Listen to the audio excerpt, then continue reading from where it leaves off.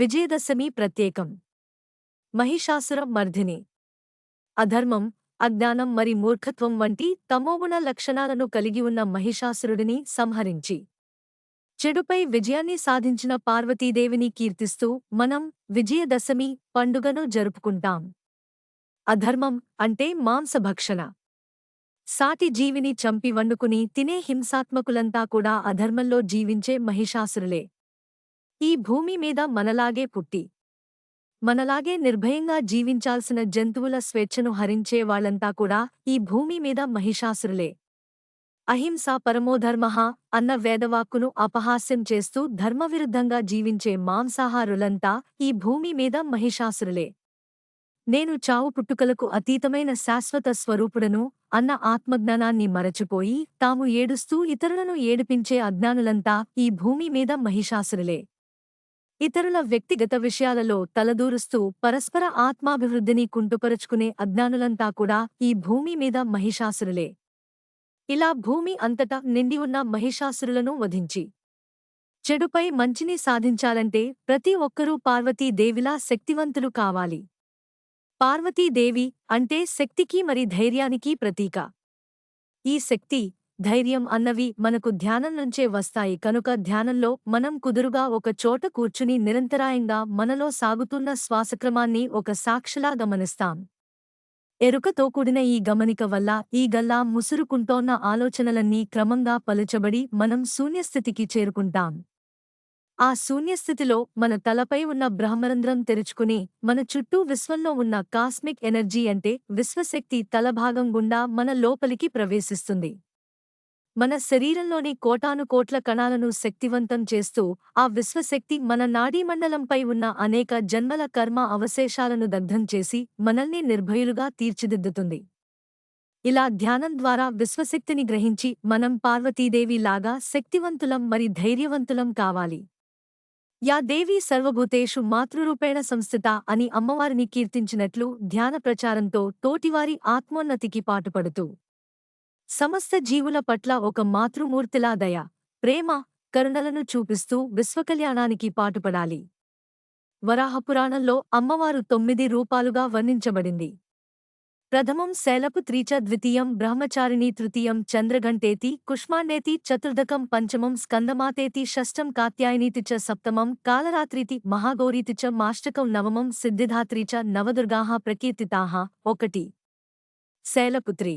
హిమవంతుడు అనే పర్వతరాజు పుత్రిక అయిన శైలపుత్రిగా అమ్మవారు మొదటి రోజు ఒక చేతిలో త్రిశూలం, ఇంకొక చేతిలో కమలంతో దర్శనం ఇస్తుంది. త్రిశూలం అన్నది మనలోని సత్వరజస్తమో గుణాలకు ప్రతీక. ధ్యాన జ్ఞాన సాధనల ద్వారా మనం తమోగుణం నుంచి, రజోగుణం నుంచి మరి సత్వగుణం నుంచి విముక్తి చెంది నిర్గుణులం కావాలి. కమలం అన్నది జ్ఞానానికి గుర్తు. జ్ఞానం అంటే సరస్వతీదేవి మరి సరస్వతీదేవి అంటే వాక్కు. మాట్లాడగలిగితేనే మాట్లాడాలి, లేకుంటే నోరు మూసుకుని కూర్చోవాలి. వాక్ సిద్ధి లేకుండా ఆత్మసిద్ధి జరుగదు కనుక ధ్యాన జ్ఞాన సాధనలతో మన వాక్కును శక్తివంతం చేసుకోవాలి. 2. బ్రహ్మచారిణి. ఒక చేతిలో కమండలం మరొక చేతిలో తులసీమాలను ధరించి బ్రహ్మచారిణి రూపంలో రెండవ రోజు అమ్మవారు దర్శనం ఇస్తుంది. కమండలం అన్నది సన్యాసానికి గుర్తు. సన్యాసం అంటే వదిలిపెట్టడం. సన్యాసం అన్నది 4 రకాలు అని పత్రిజీ అద్భుతంగా వివరించారు. అవి: మర్కట సన్యాసం, ఇంట్లో భార్యతో గొడవపడో లేక కుటుంబ బాధ్యతలను విస్మరించో చిన్న చిన్న కారణాల కోసం తాత్కాలికంగా చేసే సన్యాసాన్ని మర్కట సన్యాసం అంటాం. దీనిని వదిలి వెయ్యాలి.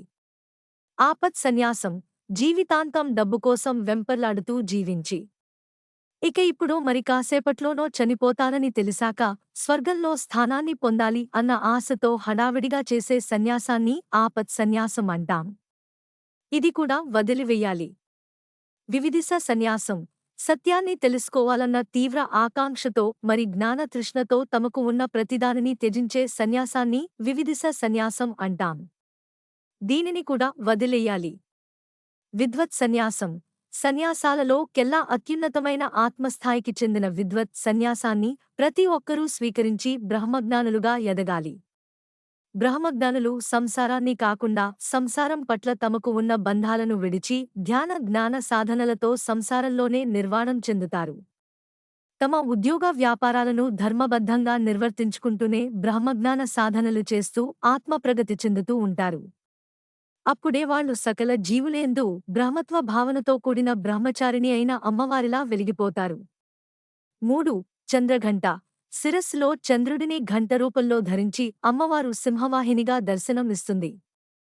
చంద్రుడు అంటే మనస్సు. మనస్సులో పరిపరి విధాలుగా వస్తోన్న ఆలోచనల ఉధృతిని తగ్గించాలంటే శ్వాస మీద ధ్యాస ధ్యానం ఒక్కటే మార్గం. 4. కూష్మాండం. సూర్యలోక నివాసిని అయిన కూష్మాండ దేవి సూర్యకాంతిని పోలిన శరీరఛాయతో వెలిగిపోతూ ఉంటుంది. సూర్యకాంతి స్వయం ప్రకాశంతో కూడుకుని ఉంటుంది. ధ్యాన జ్ఞాన శక్తులతో తమను తాము దివ్యజ్ఞాన ప్రకాశకులుగా మలుచుకున్న మాస్టర్స్ ఎవ్వరి మీద ఆధారపడకుండా తమ సమస్యలను తామే పరిష్కరించుకుంటూ స్వయం ప్రకాశవంతుడు అయిన సూర్యుడిలా వెలుగుతారు. 5. స్కందమాత. సర్వశక్తివంతుడైన తన కొడుకు కుమారస్వామిని ఒడిలో కూర్చుండబెట్టుకుని ఒక చేతిలో అభయముద్ర ఇంకొక చేతిలో కమలంతో అమ్మవారు స్కందమాతగా దర్శనం ఇస్తుంది. ప్రతి స్త్రీమూర్తి కూడా తన బిడ్డలను సర్వశక్తివంతులుగా తీర్చిదిద్దుకోవాలంటే ముందు ఆ తల్లి ధ్యాని మరి ఆత్మజ్ఞాని అయుండాలి. ఆత్మజ్ఞానవంతురాలైన తల్లే బిడ్డ తన గర్భంలో ఉన్నప్పటినుంచే బిడ్డ యొక్క శారీరక, మానసిక మరి ఆత్మపరమైన పోషణను చక్కగా చేపట్టి సమాజానికి ఉత్తమ సంతానాన్ని అందివ్వగలుగుతుంది. 6. కాత్యాయనీ మాత.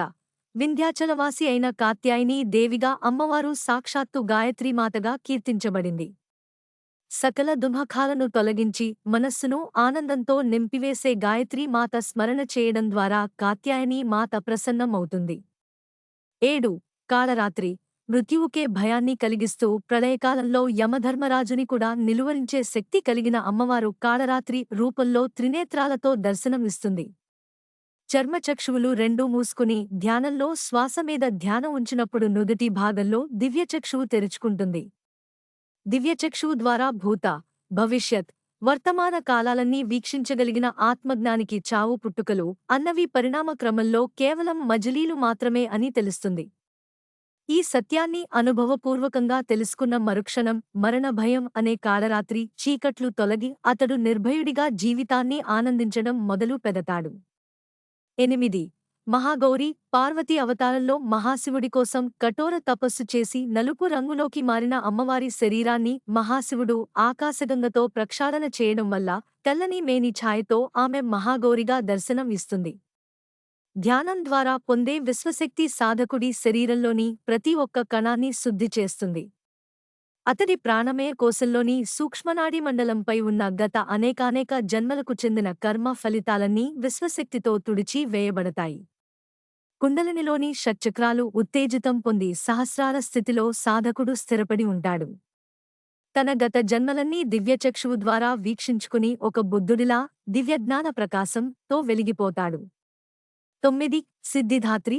చతుర్భుజాలలో శంఖం, చక్రం, గద, కమలం దాల్చి అమ్మవారు సిద్ధిదాత్రి రూపంలో సింహవాహినియే దర్శనం ఇస్తుంది.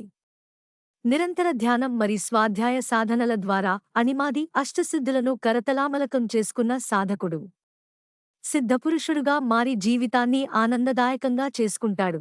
సంసారాన్ని వదిలిపెట్టేసి ఎక్కడో హిమాలయాలకు వెళ్లి ధ్యాన సాధన చేసుకుంటేనే అణిమాది సిద్ధులు వశం అవుతాయి అని అపోహపడుతోన్న సామాన్య జనులకు ధ్యాన విద్యను చేరువ చేసి వారిని సిద్ధపురుషులుగా తీర్చిదిద్దుతోన్న పిఎస్ఎస్ఎం వ్యవస్థాపకులు బ్రహ్మర్షి పితామహ పత్రిజీకి ఆత్మ ప్రణామాలు.